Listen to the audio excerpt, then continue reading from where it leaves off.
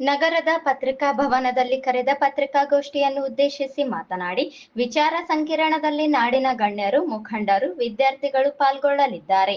ಒಳ ಮೀಸಲಾತಿ ಕುರಿತು ರಚನೆಯಾಗಿರುವ ಆಯೋಗದ ಅಧ್ಯಕ್ಷರು ಮನವಿ ಸ್ವೀಕರಿಸಲಿದ್ದಾರೆ ಎಂದು ಹೇಳಿದರು.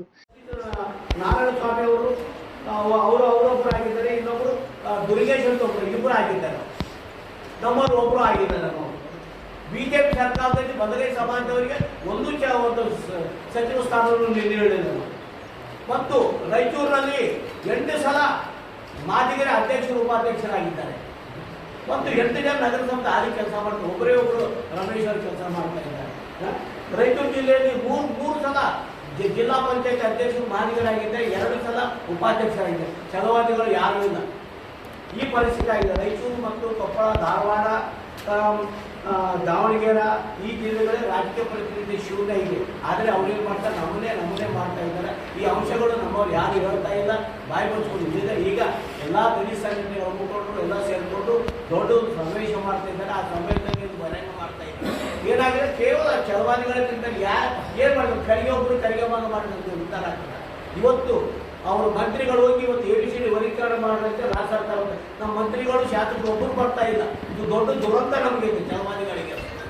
ಅವ್ರಿಗೇನಾಗಿದೆ, ಪರಮೇಶ್ವರ್ ಆಗಿರ್ಬೇಕು, ಡಾಕ್ಟರ್ ಮಹಾದೇವಪ್ಪರ ಆಗಿರ್ಬೇಕು, ಕರಿಗೆ ಅವರು ತಮ್ಮ ಗುರುತಿಸ್ಕೊಳ್ಳಿಕ್ಕೆ ಅವ್ರು ಓಡಾಡ್ತಾ ಇದ್ದಾರೆ. ಇವತ್ತು ನೋಡ್ರಿ, ಆ HR ಎದೆ ತಟ್ಕೊಂಡು ಓಡಾಡ್ತಾ ಇದ್ದಾರೆ. KH ಮುನಿಯಪ್ಪನವರು, ಇನ್ನೊಬ್ರು ಎಕ್ಸೈಸ್ ಮಿನಿಸ್ಟರ್ ಅವರು ಓಡಾಡ್ತಾ ಇದ್ದಾರೆ. ಪ್ರತಿ ಸಲ ಮೀಟಿಂಗ್ ಮಾಡ್ತಾರೆ, ಪ್ರೆಸ್ ಕಾನ್ಫರೆನ್ಸ್ ಮಾಡ್ತಾರೆ. ನಮ್ಮವ್ರು ಏನು ಮಾಡ್ತಾ ಇದ್ದಾರೆ ಮತ್ತು ಹೈದರಾಬಾದ್, ಕರ್ನಾಟಕ 7ಗಳಲ್ಲಿ ಪ್ರಿಯಾಂಕ ಕರಿಗೊಬ್ಬರೇ ಆಗಿದ್ದಾರೆ. ಎಲ್ಲ ಕಡೆ ಒಡ್ರು ಲಮಾಣಿಗಳಾಗಿದ್ದಾರೆ. ಇದರಲ್ಲಿ ಬೇಗ ಯಾರಾಗಿದ್ದಾರೆ, ಅವರು ಆಗಿಲ್ಲ, ನಾವಾಗಿಲ್ಲ. ಟಿಕೆಟ್ ಕೊಡ್ತಾ ಇದ್ದಾರೆ ನಮ್ಮವರಿಗೆ. ಮತ್ತೆ ಕಳೆದ ವರ್ಷ PSI ನೇಮಕಾತಿಯಲ್ಲಿ 45 ಜನ ಲಮಾಣಿಗಳಾಗಿದ್ದಾರೆ, 24 ಜನ ಬದಲೇ ಸಮಾಜಗಳಾಗಿದ್ದಾರೆ, 12 ಜನ ಮಾದಿಗಳಾಗಿದ್ದಾರೆ. ಈ ರೀತಿಯಾಗಿದೆ. ಇದರಿಂದ ಏನಾಗಿದೆ, ಬರೀ ಚಲವಾದಿಗಳ ಮೇಲೆ ಕೊಡ್ತಾರೆ. ಮಾದಿಗ ಸಮಾಜದ ಮುಖಂಡರು ನಮ್ಮ ಸಮುದಾಯದ ಕುರಿತು ಮಾಡುತ್ತಿರುವ ಆರೋಪದಲ್ಲಿ ಹುರುಳಿಲ್ಲ ಎಂದು ಹೇಳಿದರು. ಕೇವಲ ಚಲವಾದಿ ಸಮಾಜದ ಮೇಲೆ ಗೂಗಲ್ ಕೂಡಿಸಿಕೊಳ್ಳುತ್ತಾ 30 ವರ್ಷದಿಂದ ತಾವು ಕೆಲಸ ಮಾಡ್ತಾ ಇದ್ದಾರೆ.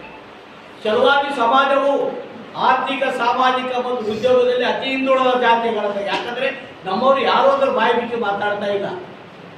ಈಗಾಗಲೇ ಮಾದಿಗ ಸಮಾಜವು ಸರ್ಕಾರಕ್ಕೆ ಅವರ ಅಭಿವೃದ್ಧಿಗಾಗಿ 3 ನಿಯಮಗಳನ್ನು ಮಾಡಿದೆ.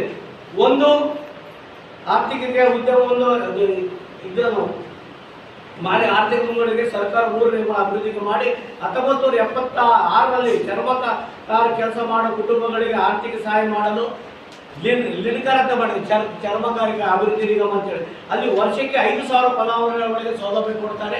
5 ಇತ್ಯಾದಿ ಈಗಾಗಲೇ 2.5 ಲಕ್ಷ ಕುಟುಂಬಗಳು ಸೌಲಭ್ಯ ಪಡ್ತಾರೆ. ಅದು ಕೇವಲ ಮಾದಿಗ ಸಮಾಜದವರು. ಅದರಂತೆ